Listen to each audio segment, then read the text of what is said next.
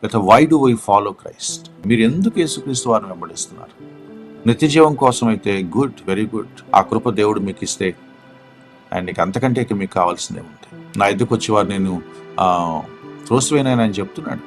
But there are some people వెనక్కి తీసి వెళ్ళిపోయారట, ఇంకెన్నడూ ఆయన వెంబడించలేదు. ఎందుకంటే వాళ్ళకి నిత్య జీవం వద్దనుకుంటున్నారా? ఇంత చెప్పినా కూడా, నిత్య జీవం నేనే అని చెప్పినా కూడా, ఇంత వివరంగా చెప్పినా కూడా, మోషే ఇచ్చిన దానికంటే ఫార్ బెటర్, అసలు పోల్చడానికి కూడా లేనంత వ్యత్యాసం ఉంది.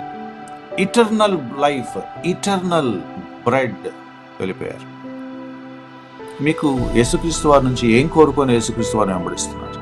ఇటర్నల్ లైఫ్ కాకుండా వేరే కారణాలు మీరు మాట్లాడుతుంటే జాగ్రత్త, ఎక్కడో చోట మీకు అది కష్టంగా అనిపిస్తుంది. And you have to choose again.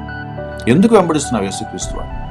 యేసుక్రీస్తు వారిని నువ్వు విశ్వసించడానికి కానీ, ఆయనను వెంబడించడానికి కానీ నీ దగ్గరున్న మొట్టమొదటి దృఢమైన కారణం ఏంటి?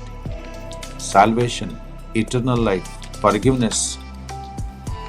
ఇవి కాకుండా భౌతిక సంబంధమైన గనక ప్రధాన కారణాలుగా వస్తే you are mistaken my dear friend.